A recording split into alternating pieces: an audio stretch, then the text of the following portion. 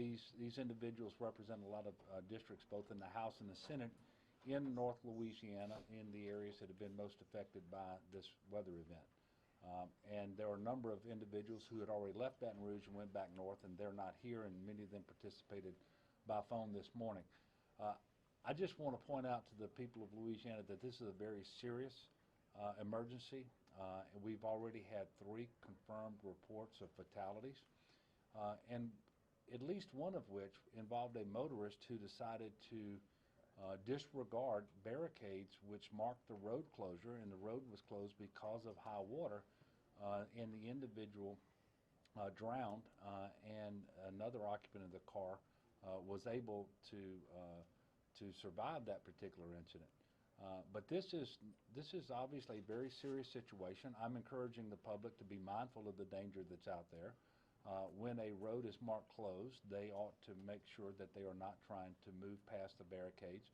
And quite honestly, we have more road closures than we have signage to mark them. And so we need people to be very, very careful, and they need to exercise extreme caution on their own as they travel around. And we are moving resources as rapidly as possible so that we can mark the road closures and barricade them off. We're asking for local and parish level officials to put barriers where they need to be, and to man those road closures as necessary as well, to make sure we don't have people disregarding that. Again, very serious situation. The rainfall is going to continue in North Louisiana. We have record flooding in areas. And it's widespread across North Louisiana. We know that it's also going to happen south of the Toledo Bend as well on the Sabine River, with a lot of weather coming into southeast Louisiana, with a lot of rainfall over the next 48 hours, that is going to be accompanied by a southeast wind that's blowing against some of the rivers that are flowing south, and that's going to create some flooding along the rivers there too. So I'm encouraging everyone in Louisiana to pay attention to the Weather Service, to pay attention to what information is going to be made available over the radio, over the television, and on social media. Look for the road closures. There are websites available at the Department of Transportation and Development, and Secretary Shawn Wilson is going to give that website information to you here in just a moment. I just want everyone to understand that this is a very serious weather incident. We have declared an emergency, or I have declared an emergency in 22 parishes now. I did 16 parishes yesterday, all at one time. We added 6 parishes today, and I think there are another 4 or 6 that are requesting the declaration there too. So we're in the process of doing that as well. So with that, I'm gonna ask whether we have some individuals here with me, and I know I want Secretary Wilson to come up and give that website with respect to road closures, bearing in mind that this website will only show road closures of state roads and state highways, and so there are going to be multiple other road closures of local roads that we won't have on this website. I do want to caution people too that once roads are open, there is a process we have to go through to inspect bridges, because you have debris that gets washed downstream that could damage pilings, and you also have scouring potentially in these locations and may render bridges unsafe. And so we're going to have more bridges to inspect than we can quickly do. So I'm asking everyone to be mindful of that as well. So with that, I'm going to ask Secretary Wilson to come and give that information, and then I'll allow, or I would invite, I should say, the individuals behind me, the state legislators, to come up and offer any comments. Thank you, Governor. The website that we'll give you, we direct all of our citizens to. It's www.511la.org. And you can also use your cell phone to dial 511. And that website and that phone system will allow you to identify a specific route that you want to take and determine whether or not it's closed or passable. And we tell everyone, do not go around the barricades. Adhere to all signs, and recognize that because this is such a broad incident in terms of covering all of North Louisiana at this point, that we're not advising you to take detour routes but we're going to give you the exact location of the route that you're on and whether or not it's closed. And so we would advise you to be cautious and be safe. And as the governor indicated, it will cover all of the state routes. It will not include all of the local streets that are also experiencing some closures as well that are under the parish jurisdiction or municipality's jurisdiction. I have directed the state police to double shift, and I've got Colonel Edmondson here. I want him to come forward and give you some additional information about what they're doing in conjunction with local law enforcement. But I do want to encourage everyone, if you don't have to be on the roadway in these flood-affected areas, just don't do it. There's no reason to add to the problems that we're having to monitor and respond to. Just be safe, stay home, and really be very, very careful and diligent throughout the rest of this storm event. Colonel Edmondson?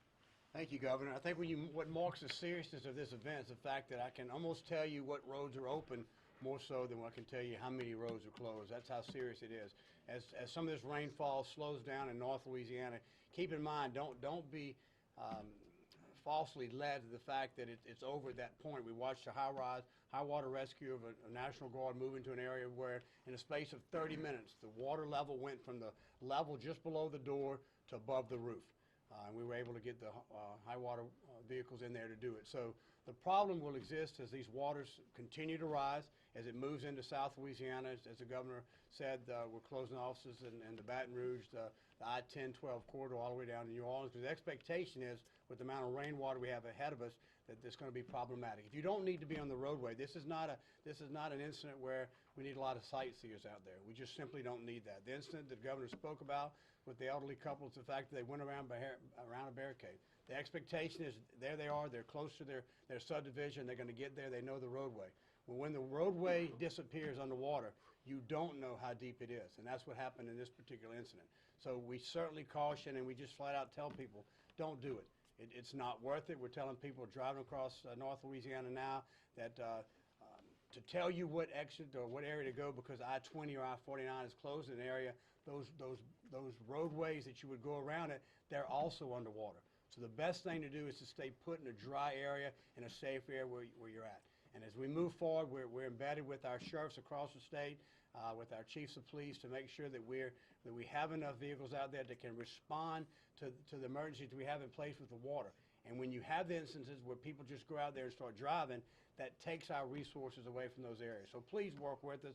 Please visit the site that Secretary Wilson spoke about. It's on the website. You can find it on your phone. You can find it on your internet. And we're getting this information out to the news media across the state. And I appreciate the fact that the news media has been working with us to get this information, as they always have, to make sure that we keep our citizens informed.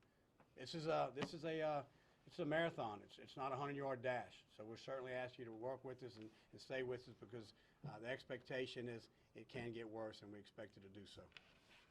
I've got the Adjutant General, Major General Gun Curtis here today as well. He's deploying personnel and assets around the state of Louisiana as necessary, working with state and local officials, and of course, as they always do, the National Guard is doing a great job, just as is the state police. I don't know whether you needed to make any announcements, General Curtis? I'm good, sir. Okay. Well, thank you. At this time, I'm gonna ask if any of the legislators want to come up and make a statement, and then I'll take some questions. Anything? Totally up to y'all. I serve the people of District 12 in the House. That's Lincoln and Union parishes. They've been hit we have been hit very, very hard. We've not exactly had the greatest publicity in the legislature here the last 3 weeks, and we thought it was storming in the legislature. But it actually pales in comparison with what our people are facing, especially in my part of the state. So I appreciate, Governor, your leadership and all the men and women that were gathered here. Thank you, Colonel and all of that y'all are doing for us. And for folks back home, yes, we have limited manpower and equipment, but they're on the way, and some of it is already there. This is the kind of thing that brings out the best in Louisiana. We might not have had too much good publicity lately, but I think in this challenge we will find opportunities, and you will see Louisiana people shine again. I have the greatest faith in our people. Thank you, Governor. And standing right behind me, so that when I look to my left and to my right, to the rear, I didn't see him. But obviously, I'm pleased to have the Lieutenant Governor here today. So I'm going to ask Billy to come forward and make a statement. Governor, I just want to, we've been through many disasters together, and I'm ready here to help you, and thank you for your leadership, and look forward to getting through this and protecting our citizens. So thank you. Thank you. Appreciate that, Lieutenant Governor. Anybody else? Jim, you got something? Just one thing, Governor, to add. For citizens out there, you can go to Alert FM, which is an app on your cell phone, and it'll give you up-to-date weather alerts. Also, be mindful of the National Weather Service alerts that come across your radio and your TV, and heed those. Also, we have la.emergency.gov website that you can go to get all the latest information there. So those are some tools to help you keep abreast of the situation. Thank you. And I would ask the media outlets who are here today and others around the state to make sure that we're running information across the bottom of the television screens and on the radio, directing people to the website so that they can find out about road closures, and warning the public to make sure that they're safe. They stay at home if travel isn't essential, and that if they have to travel, that they honor and abide by the road closures, and that they are mindful of the fact that there are some roads that are impassable that may not be marked as such because this is happening so quickly that we're having to respond, and we don't have all of the signage that we would want to have in place. So I would ask you all to help disseminate that information as well. Greg? Governor, have you been in contact with FEMA yet? And what kind of resources can you expect from the federal government moving Well, forward? Well, we are working on the communication now where we're going to make a request to the federal government. We don't know that we've crossed the threshold at this point where FEMA is going to respond to this particular emergency unless we have some additional information. Jim? Governor, I talked to FEMA Region 6 Director, the Administrative Regional Director, Tony Robinson, this morning. We are in contact with him, but we'll have to see what the damage is like there. But any assistance we need from FEMA, he reached out to me this morning, and we are in coordination with Tony Robinson out of Denton, Texas. You don't have any idea yet of the total number of structures that have been flooded or things like that? No, we have a general idea, but we'll get a count once the water recedes. I have a joint team here from GOSEP that will go out and do damage assessments, and then FEMA, their field coordinating officer Jerry Stoller is here now, and so once the water recedes, we'll go out and develop a joint team with Jerry and start taking a look at the damage to assess the damages. Thank you. Yes, ma'am. We're expecting some bad weather here, and we've already got people in Livingston, Assumption, St. James who suffered from the tornadoes. I guess what measures have been taken to make sure they're okay? Well, first of all, we're asking people to take this seriously, as we've already mentioned, and to pay attention to the weather reports, pay attention to the advisories given out by state and local officials. We're doing obviously all that we can, and really this is a team approach because we have an awful lot of folks who are our partners at the parish and local level who are working extremely hard as well. And we are in constant contact with all of the parish EOCs to make sure that we're receiving information from them, but also that we're responding to their requests for help. And I don't believe we've had any specific requests from the parishes that you just mentioned, but certainly when and if we get them, we will respond accordingly. When do you hope to have to see the damage yourself or to see the flooding yourself? I know that's Yeah. already said it's not safe for you to Well, fly. it would not be safe to fly to Baton Rouge today. We just determined that by the time I could get to a place that would be safe to fly north from, there wouldn't be a whole lot of daylight left. And so we are putting together a trip for tomorrow that we will leave as early as possible and visit a larger number of areas. But the flow of resources and help from the state is not going to wait until I can personally observe the damage. And that's what I want people to understand is we've been moving people and resources where they needed to be for several days now. And that's going to continue But I will be moving north tomorrow, weather permitting, and we will have a schedule of places for me to go and visit so that the local officials will know that we're going to be in the area and they can bring personal requests and observations to me at that time. You mentioned National Guard assets have been, I guess, mobilized, if you will. Could we get just a little bit more specific on what that is? Or Well, I'll ask General Curtis to come back up in just a moment. I've authorized him to activate up to 750 members of the National Guard. He doesn't know that he's going to need 750 at this time, but I've also told him that if the needs ultimately exceed that number, that all he has to do is request it, and he will be given that authorization as well.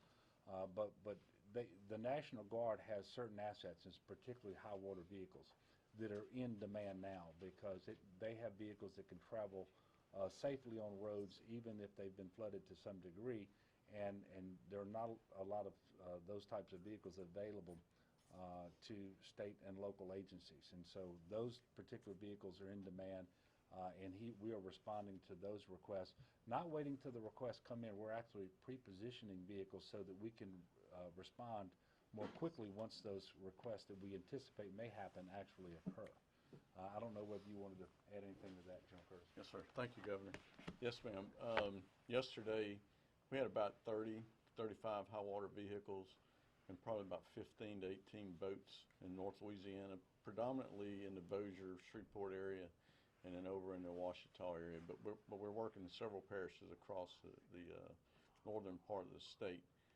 I can tell you as of this morning, we've got additional requests that have come in, and we are moving up in the number of high water vehicles.